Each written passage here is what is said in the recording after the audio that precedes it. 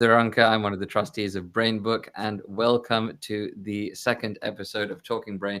With us today, we have Trudy Stewart. Please introduce yourself. You're an advanced nurse practitioner at the National Hospital of Neurology and Neurosurgery, but I'm sure you can do a much better introduction than that. Okay, cool. Yeah, so I'm Trudy Stewart. I've been a nurse for probably about 30 years, and had a real interest in neurosciences, basically. And so then when I qualified, I went into neurosurgery, but I've also done neurology, and then I've been a ward sister for many years, and then became a spinal nurse specialist within the complex spine team. Nice. And then I've done my master's and done an advanced nurse practitioner.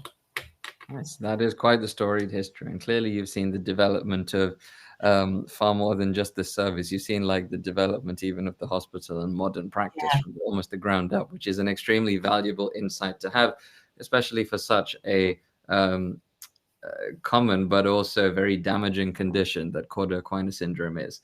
I guess for the audience who is watching who doesn't know what Cauda Equina syndrome is, it is a neurosurgical emergency. Essentially, if we're going to keep it short and sweet, it is a condition where a disc might bulge out, for example, from the back of your spine and compress your spinal cord, right? And then this compression, especially if it goes sort of centrally, it compresses the cord. And you're going to have to use my slides, mate.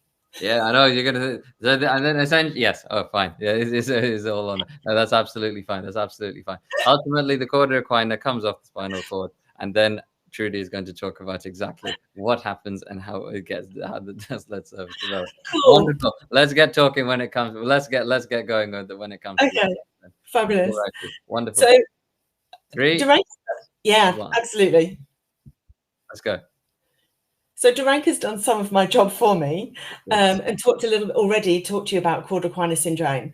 Mm-hmm. And I think from a nursing perspective, as well as a medical perspective, it's a rare but often disabling condition that can result in both motor and sensory deficits caused by the compression dysfunction of the Cauda Equina nerves, which are importantly associated with motor function, but also with the bladder, bowel, and sexual dysfunction. And so this part of the Cauda Equina syndrome is it's the distal end of the spinal cord, which then develops into peripheral nerves, which are the Cauda Equina, as you all know, the horse's tail. And these are the nerves that organize bowel, bladder, and sexual dysfunction. So Cauda Equina is a rare condition. I think statistics show 1 in 33,000 to 1 in 100,000, but it can be left with devastating deficits. And predominantly, Cauda Equina is due to a lumbar disc protrusion involving a large fragment of lumbar disc material which protrudes into the spinal canal, causing compression on these nerves. This is an MRI here that kind of illustrates that process, in case there are viewers wondering. This is a sagittal view of an MRI. Yes. So, but there are other, for this talk, we're just talking about Cauda Equina syndrome. There are other reasons, that other causes of Cauda Equina syndrome. So that can be a spinal tumor, it can be infection, it can be hemorrhage, it can be fatty collection cysts, or a modest acute disc bulge, more due to spinal stenosis than anything else, or from degenerative changes. Also, from a complete spinal cord injury in regards to a fracture, gunshot wound, or anything like that. So the presentation of the things to look out for Cauda Equina syndrome, these are the red flags. So it's a sudden onset of bilateral radicular pain or unilateral radicular pain that then progresses to bilateral pain. Severe and progressive neurological deficit of the legs, mostly regarding major motor weaknesses of knee extension, ankle inversion, or foot dorsiflexion. There can be a history of bladder dysfunction, difficulty initiating, not quite knowing when they want to go, and then bowel dysfunction, loss of sensation and rectal fullness, and anal tone. So these are all the sacral segments, S1 to S5, and the perineal genital sensory loss, causing saddle anesthesia, paresthesia, and erectile dysfunction. So it covers a lot. And actually, I read an article that actually there's no clear symptoms of Cauda equina. So it's very dependent on taking a comprehensive history, clinical examination, and from that, making a clear plan of whether imaging is required. Funny enough, we actually sorry to interrupt you, just simply because some of our colleagues when I did an audit at the National Hospital, this touched on almost exactly this. We were trying to find a sort of a traffic light system. So there are clear red flags, but there are also kind of amber flags, green flags. Not green flags per se, but kind of things that are more common, but perhaps less potentially damaging symptom-wise. And essentially, we were trying to categorize like how many Cauda equina patients in hours versus out of hours, no, especially out of hours rather, were being referred, and how many of these patients who were query Cauda equina, should I say, actually had Cauda equina. And so essentially, we were trying to triage them as they were coming in, and as it happened, there was basically no difference between the symptoms. And that makes getting a comprehensive, very correctly say, versus doing the proper examination and then progressing to MRI, which is why the system currently exists. It is, I'm sure Trudy will talk about it, to make sure that we aren't missing anything. It is, as she says, very difficult to exclude it without that definitive imaging. So that was just some context, because I think adding on to that, some of the issue is for some places is the access to 24-hour imaging, as well as just doing the assessment and clinical examination. It's about having that access, because you'll see from some of the results that I show you that actually, if we're not time sensitive, then these patients are left with quite severe dysfunction that has a lot of impact for them, really, and socio-economically as well. Of course. This is the pathway that's come up, and I think these people are called Getting It Right First Time. So there is a collaboration, and this is all about, one, trying to give people a clear pathway in order to how to assess Cauda equina syndrome and where things happen and when they should happen. And it was trying to benchmark to make sure that it doesn't matter where you are, what A&E you go to, that actually the same thing will happen wherever you are. And this was implemented. So after doing lots of audit and looking at different places, this was implemented in 2023. Now, what I am going to say is actually, if we go to the next slide, we were ahead of I was ahead of the game, is what I'm saying.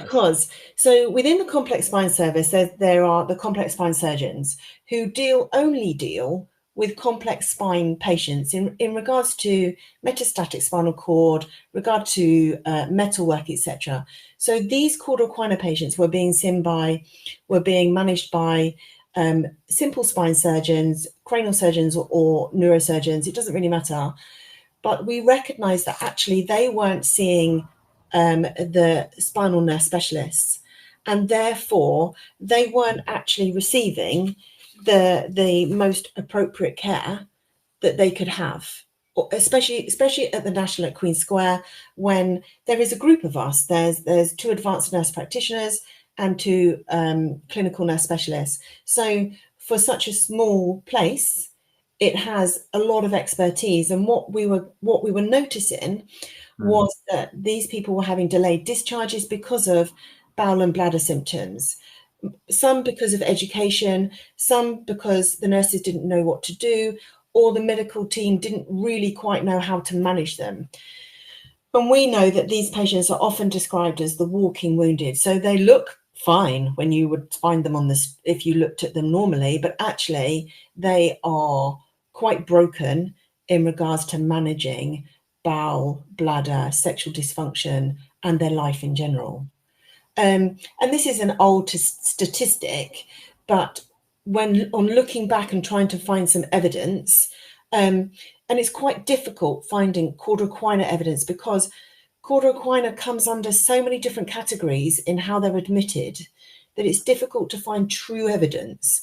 But this was basically saying that of 95 admissions, they basically spent 7.2 days, an average length of stay. So what we were trying to do is go, okay, you can stay 2 to 3 days, but we will support you when you are discharged in order to make sure, and we will do early referrals.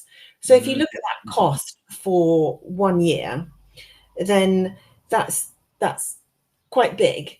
And also in regards to Gerft also found that because we know it's a litigation minefield, Cauda equina syndrome, and we found there that 23% of the claims within England for Cauda equina for spinal surgery were due to Cauda equina.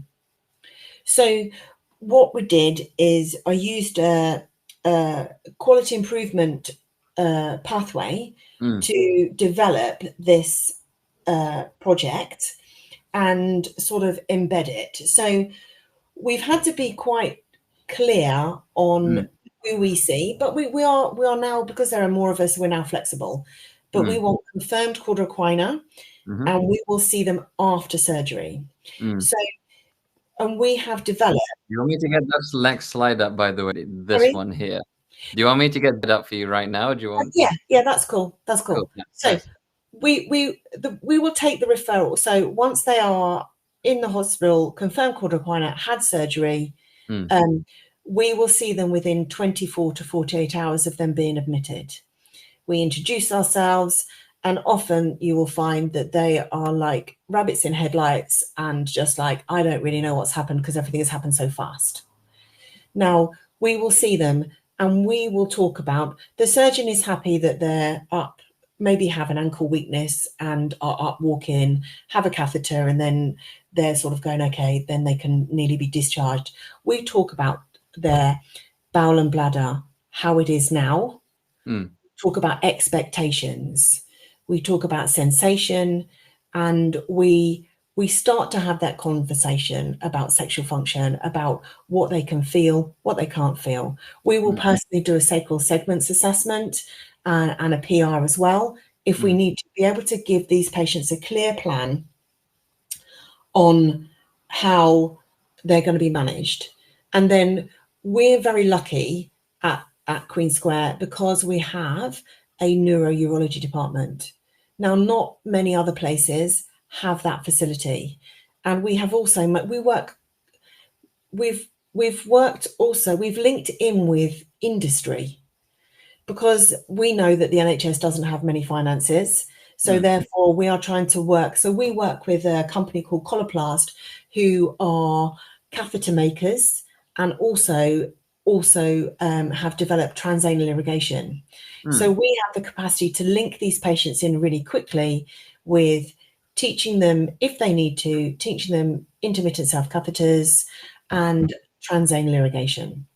So we see them while they're in hospital, we give them a clear plan, tell them, advise the nurses and support them while they're there.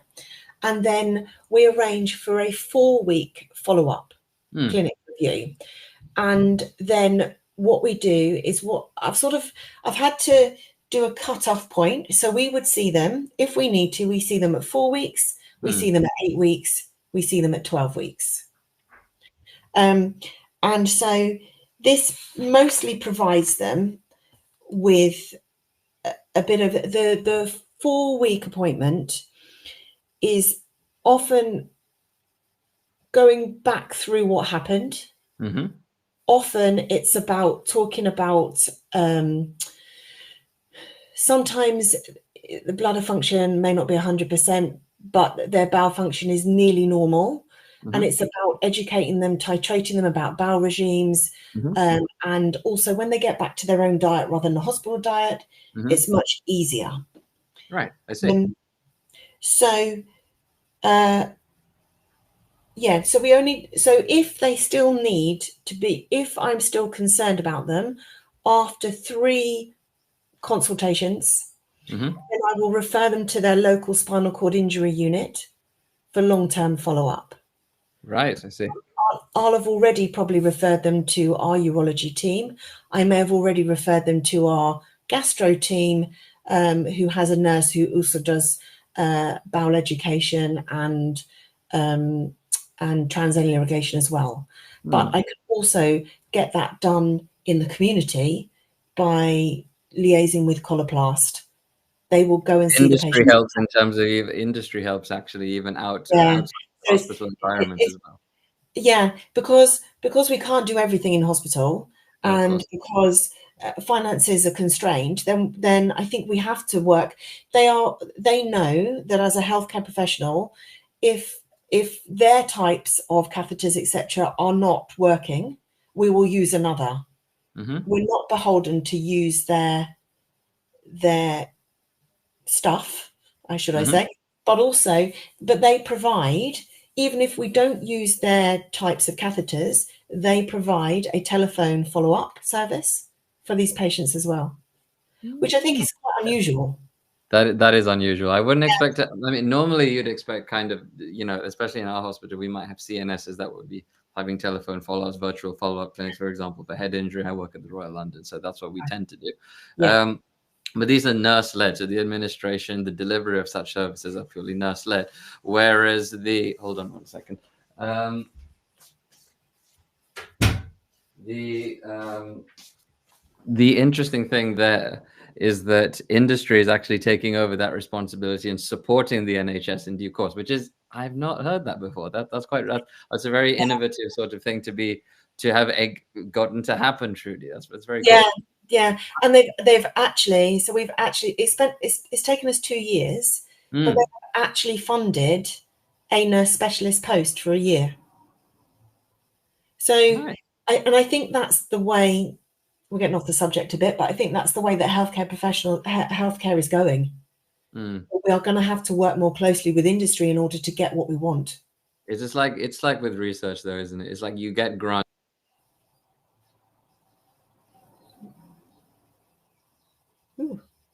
I guess it's from a purist perspective, it's a little bit. It's different from what you're used to. It's different from what we're used to, and so I guess you can't assign like moral value to any of these decisions. Ultimately, they're helping patients. It's tricky.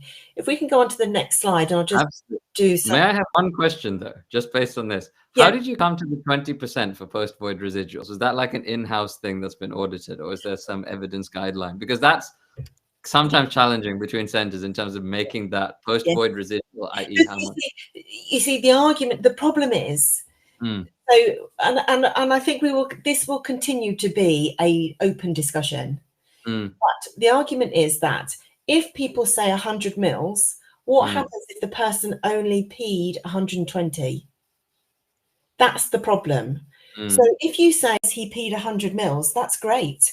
But now if you've got 100 mils left, he's retaining 50%.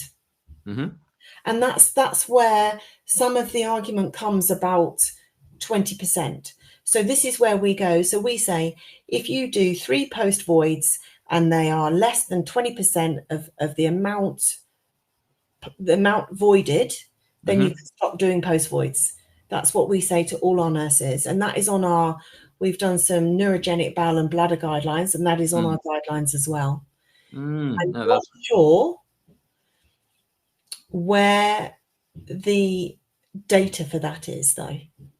But it's just, we were finding it frustrating that people were saying, oh, they've only got 100 mils left in their bladder.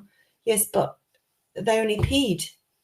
So it's just, it has to be a percentage, I think, in order to see whether they are retaining or not. No, I think that's abundantly clinically sensible. So, yes. Anyway, moving on to your next slide as we asked. So, the service evaluation. This is a bit of a. Oh, you can't see it very well. This is a bit of a evaluation. So, basically, I think we've worked out. So we know that this is a rare condition. So approximately, we are seeing about 55 people a year. Approximately. Now, of those. So in the last, I've only got the bowel and bladder dysfunction data for 2021. I'm still crunching the numbers for 22, 23. So it shows that 30% of them had bowel dysfunction, 26 bladder, and 24% had sexual dysfunction. Of those, 14% we taught intermittent self catheters. 20% needed education in regards to how to manage a bowel routine, really. I don't think people think about your bowel function until you have a problem with it. And then we can talk about routine. And then 4%, we taught them transanal irrigation. Is a very percentage. Let's see if they're on the next slide by any chance. Okay, fine, never mind. But so that's very useful, kind of detailed sort of understanding, just in terms of getting the exact percentages, because then you can use these things as use cases, business cases, to then get the necessary funding and staffing required to make these services better, which makes sense. Yeah. So I'm just crunching the data for 22, 23, but we're still needed, amazingly enough, and you know, because I think these people need quite a lot of support and help in their management. And if you just go to the next slide for me. So we did a bit of an evaluation, and for the patient feedback. So a lot of it was 74% of the patients only required one clinic follow-up. And on that, we were able to give them early support and education, and it made them more confident in managing their bladder and bowel symptoms. We did a patient questionnaire, and 96% were satisfied with the support that they received. And what was highlighted in that questionnaire is about there's not much discussion apart from with the nurse specialists about sexual dysfunction. And it's difficult to refer people on when they have these sort of problems of where they go to. We at Queen Square, we're lucky because we have people that are specialized in sexual dysfunction, both male and female, but that is quite rare. So I'll talk about a little bit about that a bit later on. And some of them wanted written information because they found that everything happened so quickly that it was such an emergency situation that they couldn't really digest everything that happened. I also feel that we give people a lot of paperwork and a lot of stuff, but the information was that they wanted something written. The non-complex spine surgeons, I wanted a bit of feedback from them as well, because I wanted to check that they were, one, happy with the service, and two, found it helpful. And one of the consultants was absolutely very happy, because it just adds on to what they provide. So some of the challenges that we went through were 2020, we then went into COVID, which was really difficult. And so then we had to, complex spine staff were redeployed, but luckily there was one of us that was still able to do the job, so we could actually still support. After COVID, our clinics have been telephone, and we haven't managed to get back to face-to-face. However, I think all of us, so there's myself and another nurse specialist that runs the clinics, if we were that concerned, we've often seen the patients in hospital and done our sacral segment assessments, etc. So we know the patients, so then we can fine-tune and we could always make a face-to-face appointment if we needed to. So I think, and often nowadays with the economic climate, patients don't want to keep traveling into central London to be reviewed because they can't afford it. And I completely understand that. Because we're a tertiary referral centre, we get these patients from as far away as Watford, Northwick Park, etc. So it's not easy for them. Indeed. And it's in like yes, you were going to say, sorry. So a lot of it has been about education. So naturally, we have nursing staff in London don't always stay in hospitals for a long period.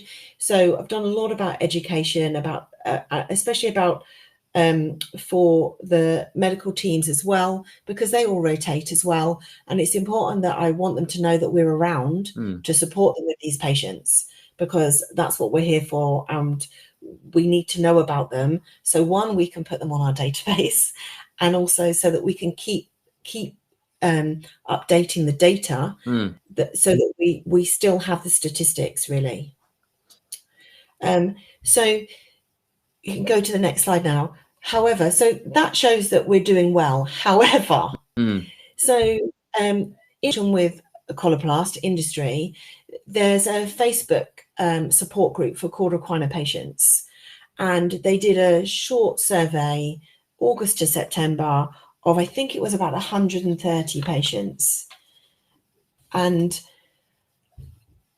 I was quite shocked at what this showed, that still 10% of patients are spending 3 hours a day on their bowel and bladder care. And 88% feel that their bladder and bowel issues impact on their life, restricting where they go and what they want to do.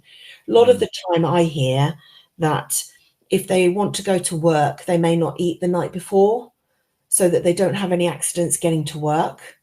And they will do a short day so that then they can come back, or they get up really early and spend a lot of time in the toilet trying to sort their bowel and bladder out before they go to work. Or some people just work from home because they want to be near a toilet. And I just think that's quite devastating, because we know that the patients that experience Cauda equina are young. You know, they're full active working life. So it's about a lot of them, I find, aren't so bothered about a ankle weakness or a weakness in one leg. They're more bothered about their bowel and bladder. Of course, because it's a question, and then it becomes of dignity. I remember I was involved in writing a paper that essentially highlighted a lot of these kind of factors. So pre and post-operatively, how did people feel kind of about their bowel, bladder, sexual function, and all this? And then, you know, we'd administer questionnaires kind of pre and post to kind of see what really felt about all of these things before and after their surgery. And I distinctly remember one patient, I was getting through the questionnaire pre and post. They teared up at the very mention of quality of life. The exact words, quality of life. And I feel that statistics like these kind of put that into a very meaningful context, because this is a devastating illness, and I think that cannot be understated. People often worry about their perception. But people underrate how much they would worry about their perception of these things, because unless it happens to you, there's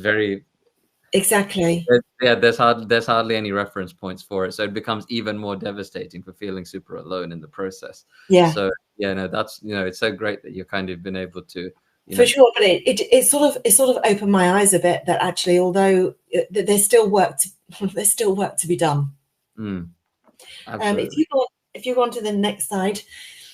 So yes, so I say there's work to be. So I think for a lot of people, the GIRFT interactive pathway will really help people to enable them to answer their questions and follow the pathway. So that was done in October, I think, 23. So that will really help them. So myself and a colleague published an article about our service at Queen Square. And obviously we're still so then the things to do were about expanding the service and continued data collecting and re-auditing, which we're doing. So then if you go to the next slide, so then I decided that I wasn't doing enough work, so I wanted to do more. So I put a proposal. There was some money in the pot from the North Thames Spinal Network. So I put a proposal together that basically to expand the service and to cover so UCLH is a hub and Imperial is a hub and a referral hub. So to take those, and those are where the Cauda equina patients go within the North Thames Spinal Network. So I wanted to set up a referral service for these patients and to support these patients as well as the ones at UCLH. So it's a year's project. And so it's taken me a while to look at scoping how Imperial work, where Cauda equina patients go, and then develop a pathway. So if you want to go to the next slide. So for me, the deliverables were about expanding the service to the North Thames Spinal Network. It was about providing training and education regionally, and also developing a resource package for patients, because there's information everywhere, but is it the right information? I'd quite like to standardize it. So that, what I wanted to do was develop an app, but I think that's a bit ambitious when I've only got a year. So I am looking at making a resource pack for patients for them to be able to know where to go and that sort of thing. So if you want to go to the next slide, I've sort of timed where I was going. And so a lot of it was about working out what they did at Imperial and networking. But I also wanted to continue education. So I went to the Multidisciplinary Association of Spinal Cord Injuries and presented at them about raising the awareness of both projects, really. This is the timeline. So as you can see, August 2025 is coming up. However, if you want to keep going, I will just... So I developed, what I needed to do for Imperial was develop a really clear pathway that all the medical teams... Queen Square basically already has this. It's about transferring a service, isn't it? Yes. Yeah, it's about the Cauda equina patients at Imperial having access to the same service that Queen Square have. Nice. Basically. Nice. We like that equity. We like that equity. Yeah, sorry, I did carry on. Yeah. This is what I'm trying to do. So I was trying to make it so in order to make it as simple as possible, I've made the pathway as simple as possible. And then I made the referral form, which is the next slide, as simple as possible. I don't mind who fills that out, whether it's a medical person, a nurse, ward sister, whoever. And I don't really need that much information because I can work. Is it the next page after that, or is that is this? So no, it's that. So if we go back, so far, so I didn't want to put people off by making them. There's a lot of information I probably should know, but I wanted to make sure that they completed the referral. Why I've made it short and sweet. It was my main aim. Key information. So then if you want to go to the next slide, then this is so far I have had 15 referrals and I have done 3 clinics, and they started in February. So initially I thought that these patients would need half an hour. I was so wrong. So I've had to make the clinic appointments 45 minutes because first of all, I need to explain to them who I am and what I'm doing. And then they have a lot to say about how they are and what problems they're suffering. So startlingly, really, of those 3 clinics, so this is 12 patients I've looked at. Mm. 75% had bladder dysfunction, 42 bowel, and 58 sexual dysfunction. Mm. So one gentleman was telling me he was discharged with a catheter, wasn't given any follow-up in regards to what happens next, Oh and was dear. just waiting at home. Oh So dear. he actually chased a TWOC clinic appointment Mm. and then was taught intermittent catheters. Mm. He had to chase this all himself. And no one had really talked to him about sexual dysfunction. Mm. And what I could refer and what would happen, etc. And he sort of felt that he was operated on and was discharged home and gone on. That's it. From a medical legal perspective, I think a running through line here is we do a consent form, and we might mention all of this stuff as part of the consent form, right? But as you very rightly say, it's an emergent situation. You're basically going to be, your mind's going at 100 miles an hour because Yes, this is an emergency. You're worried about what's going to happen. of And so course. once the storm has passed, so to speak, that's when the aftercare about this, it's almost like a reconsenting process in many ways, that actually patients, really need that aftercare to make sure that they are kept as up to date of these things as possible. Yeah. So their own well-being is maintained long term. It's very, very insightful that these individual stories can kind of illustrate so much. Thank you for bringing. Thank you for No, bringing. and actually, they do have a urology service at Imperial.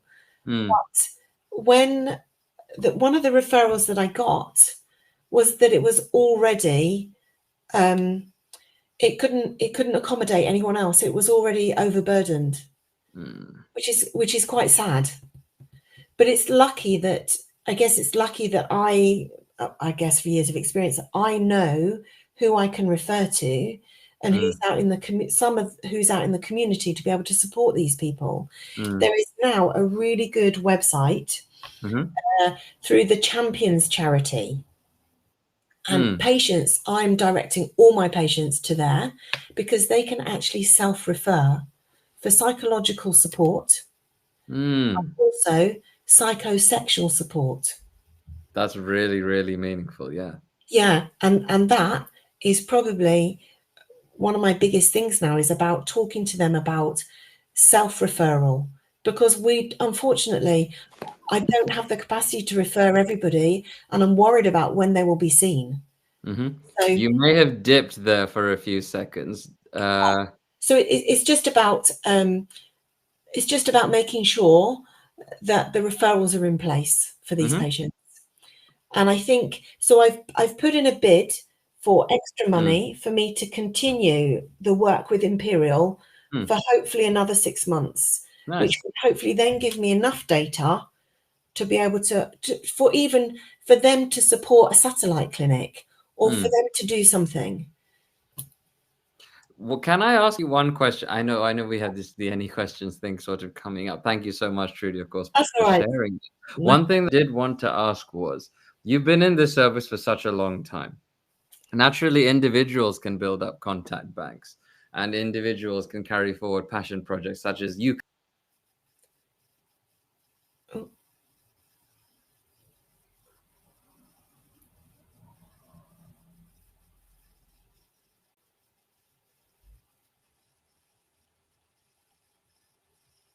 I've lost you, Duranka.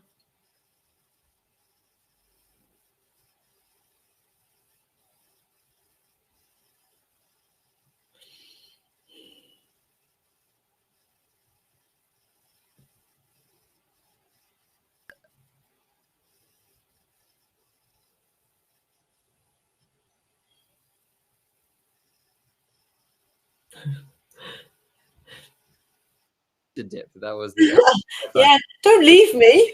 no, I'm definitely not going to leave you. That's technological difficulties in 21st century people. But no, in all seriousness, no. First of all, this is an amazing talk. It shows it's a truth. It kind of went through not only what Cauda Equina is, but also the steps that can be taken to not only analyze the data that's coming through one service, but expand it to another one, and thus ensure continuity and equity of care elsewhere. Yeah, because actually Mm, across the country there mm, are pockets of really good practice. So other nurses like myself mm, have set up further up the country, have set up mm, other clinics like this.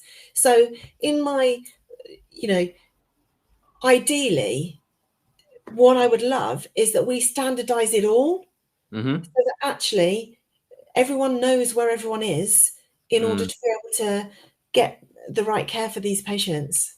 I know, because it's always about the right people. That's what I wanted to ask. I'm not sure if I dipped at that point, but how Yeah, have you kind of ensured continuity and access for anybody? For example, your juniors within the service helping you out with this stuff. yeah. How have you kind of ensured that people have all the right contacts in one place to kind of is that does everyone essentially have access to this network, this North Thames network, so that everyone's contacts are in one place?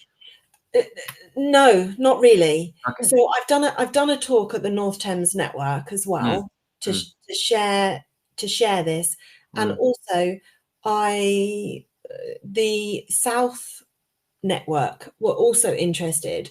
mm, So I'm very happy to share pathways, referrals, mm, whatever they need. mm, Um, so I think it's really tricky because the London is divided into so many different sections mm, mm. that different disciplines cover different places. So it's a bit of a Mm. challenge. For sure, absolutely. I mean, and I guess that's why you get heterogeneous delivery of care because each service is dealing with different specific Mm, challenges to its location. And mm, not only that, there's the general challenge of people rotating, quitting, starting, all of this stuff.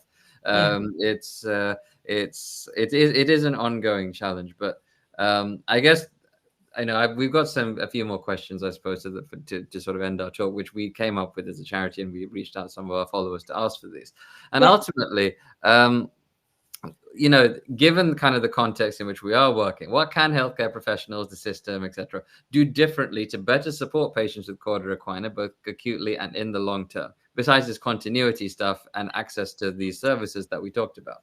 Yeah, sure. I think some of it is about having those open conversations, Mm, because um, often I will ask, the patient, mm, "What do you understand by Cauda equina syndrome?" And I go, mm, "Oh, I don't really know." And I guess we all explain things differently, and I mm, guess it's making sure that the patient understands that this may affect their bowel, bladder, and sexual function. And mm, probably I'm the first one that talks about sexual function. mm, And they go, "Oh no, I don't want to talk about that while we're in hospital. I'm fine, I'm fine." So then I talk about it again in 4 weeks when they're actually at home going, "What's happened?" etc. So I think in acute care, mm, it's a bit about open conversations. And in the long term, it's just checking in. How are you managing with your bladder? mm, Oh, some people go, "Oh yes, I've worn like padda pants for like years." Well, that's not the answer. mm. You're 32. What is that? Yeah, There's things that's we can quality of do. life. Yeah. It is, but I think it's quite obviously I talk about it all day and I can talk about it all day, but it's sometimes it's quite a difficult subject to talk Mm, about with patients if they're the same age as you, same sex as you, or whatever. Whereas mm, I just go, "Sorry, I'm talking about it. You can either not answer or, I can help you." So I think it's all about open conversations, really. mm. And I imagine that culturally, that probably even becomes more challenging because London is super diverse, right? And so, Yeah, like some cultures, you're not going to talk about this stuff in house, like at all, like ever. yeah, And so, as a result, stuff that is culturally taboo then becomes actively clinically relevant, yeah. and they might hide it. Is that something you've seen as well, by any chance? Because a Well, certain equity of the service has to be mindful of the diversity of the clientele yes, the for service sure. is providing for And and the patient. Yeah. often I might have like a relative translating for them. Mm, So then I prepare and go, "I'm going to ask some personal questions. Are mhm, you happy for your son, daughter to be mhm, aware of the answers? Because if not, sure, I will get an interpreter." mhm, Because I think it's really important. mm, And and for women as well, there is sexual function or dysfunction is not talked about as much. No, it's not. Men know when they're not having an erection, and they'll shout it from the rooftops. It's not working. Women go, oh, I don't know what you mean. And I'm like, well, can you feel everything, etc. So it's quite a difficult subject, but I guess over the years that I've just gone, actually, I haven't found anyone that didn't want to discuss it. Actually, that's interesting. Yes, going from 21 to 72, it doesn't matter. They all want to know. So I think maybe it's because maybe some of this is because I do it over the phone, so I'm not face to face. Yeah, so the physical and like red-faced embarrassment is a less likely thing because you can control your environment and everything. Yeah. Yes, so maybe that's some of it. I don't really know. No, that'd be fair enough. I'd be very interested to learn that, actually, simply because that if we are going to be providing kind of care for an increasingly diverse population, different backgrounds, different rates, everything, different concepts of intimate areas, essentially, that we're talking about, then understanding what's going to be meaningful in terms of advice provision to different groups, may well be a very meaningful thing kind of going forward. I'd be very interested to see kind of the work you do if you end up, pursuing something like that. But speaking of things that might end up being rewarding for either yourself or patients, obviously you've been at this for a long time. You know the system inside out. What do you find most rewarding about the work that you do? I think it's about supporting the patients to. I think it's about supporting them and making them aware of access to healthcare or to things that will make their life better or their quality of life better. I think is probably it. A lot of what I hear is because historically I've even got referrals from a patient from who had Cauda Equina in 2020, not in Norwich, not even local. And one of my colleagues said, really, could you talk to her? Because she was left with, well, this is it, go home, sort yourself out. She's 26. She's quite a high flyer. And she goes, I was just sent some enemas in the post with some pads. And then you sort of go, how does a 26-year-old go, this is acceptable? And two, how on earth can you think that is good care? So I've referred her to people for transanal irrigation. I've referred her locally for other support. And you just sort of go, I just want to make sure that patients have access to the care that they need, I guess is it. And that's what I find satisfying, that they go, oh, I can do transanal irrigation. It takes me 20 minutes in the bathroom and that's me for the day. And I'm out doing stuff. And that's what I like to hear, I guess. I guess on that note, then, what's kind of the biggest, if getting access to care is the biggest challenge for these patients? Completely understandable, of course. What's the biggest obstacle you face in terms of getting them that access that you tend to overcome on a day-by-day basis? And probably it's the time for follow-ups for these referrals. So if I refer on, it's how long they're going to have to wait. So often I may actually speak to whoever I'm referring to personally and go, this person's really struggling. I'd really appreciate if you could do I guess I use my experience and my knowledge and my contacts some of the time for some of these patients. But there's also stuff I still don't know. So at Imperial, I'm not aware of enough of the contacts to help their patients more locally to them. So there's still stuff I need to do in regards to knowing where to find them. And I think that will be ever evolving. And I think at some point I'm going to need to, obviously I teach my juniors and the girls that are doing the clinic with me, but I think it's also important that at some point I probably write this down Yes, and then, but I suppose the other thing is, no, of course, the other thing is, and then of course you have to cyclically keep doing the same Yes. when it's Yeah. already the other the we have at our unit, we have a a complex spine CNS system, and in the Royal London we also have like a set email, and that email, it essentially is monitored by different people, and so that it allows for continuity if certain people are going to change, right? Because everyone's going to have access to the complex spine CNS email at some point. And does UCL/Imperial have something like that? So everyone's kept it granted. Everyone hates their inbox. Everyone has like a billion things to respond to, and things get lost in inboxes all the time. But on a simple level, I'm assuming you'll have that, something like that everyone within your team can look after, or Imperial. Did they not have it? No. That is interesting. Not within the complex spine service. Okay. No, which is, I don't know, there are pros and cons for that. Okay. It may be that I set up, yeah. It's because the key thing that's an arbitrary example, but ultimately what we're talking about is centralized service, right? And so if you have a centralized service, that means like regardless of changes in continuity, you have that one solid thing that kind of stays the course and that everyone can have access to. So I mean, this is the point of the service. If I'm understanding your talk correctly, isn't it? So you do want to evolve, naturally, but at the same time, you want that backbone ultimately to kind of develop from. Where do you see this service developing, I guess, on the subject of kind of evolving from a backbone? So if we were going to have this exact discussion again in 5 years or something, where would you hope that this service would evolve towards? I would hope that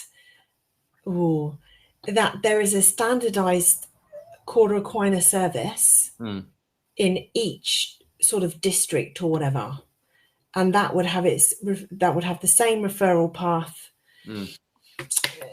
It's really tricky. Ultimately, that's what I want. I want to take over the world, and I want to make sure that all the Cauda Equina patients have the same service. So basically, I would want to duplicate this or replicate it in every district or wherever. You go to conferences. This you must do, right? You've presented and published data on this stuff at conferences in terms of establishing collaborative services. Yeah. Have you? Is there would you be normally going to nursing-led conferences, or just neurosurgical conferences in general? Neurosurgical ones in general, but at the MASCEP, which is multidisciplinary spinal injury. So that was a great opportunity for me to, one, show what we're doing and how we're expanding, but also I've developed links up in Salisbury, I just came back from the nice. Further up the country, and also there's one up in Scotland as well. So I'd want to link us all together and look at our services and try and make them. They're not going to be the same, because I guess it's what facilities you have and what referrals you have, but to make the pathway more or less the same, so it's universal. On the subject of pathway formation, obviously, like some of our questions here are relating to how, the advice that you can give kind of healthcare professionals starting, looking after these patients. But in terms of pathway formation, we often in kind of surgery like to streamline our pathways. Whether we outsource it to whoever is a different question. But the point being, especially at a place like Queen Square, so the National Hospital, how involved were the neurosurgeons, I guess, in kind of, besides offering commentary, I suppose, at the end, in terms of guiding what you were doing? I'm only curious because I'm only curious because the extent to which pathways can be formed and links can be made and collaborations can happen is just something that's of great interest to me, and clearly it's of interest to you as well. Okay, yeah.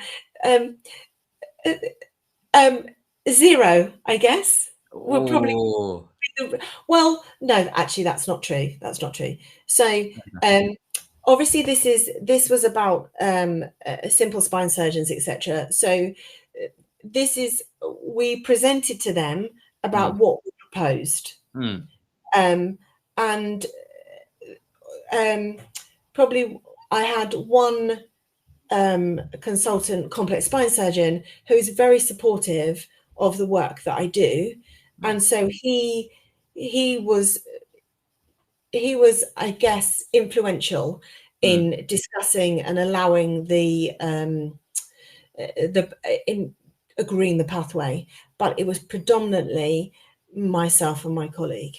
Oh, interesting. Okay, fine, cool. No, the other reason I mention this is that, especially an academic unit such as Queen Square, they're involved in trials, and trials are often like multi-center things.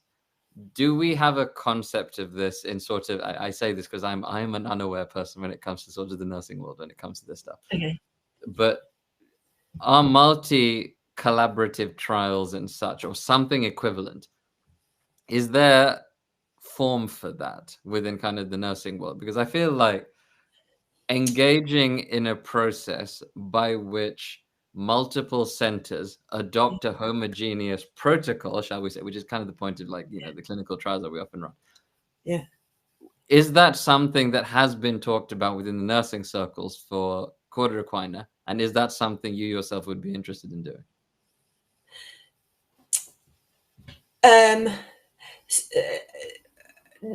No, it hasn't been talked about, but I think it would be very interesting to do that. I'm not quite sure where you'd start. I think if you were just, whenever I wanted to kind of start a research project or trial or some such, you write the protocol, you get the senior approval and such. And then there's this whole process of kind of reaching out to different people.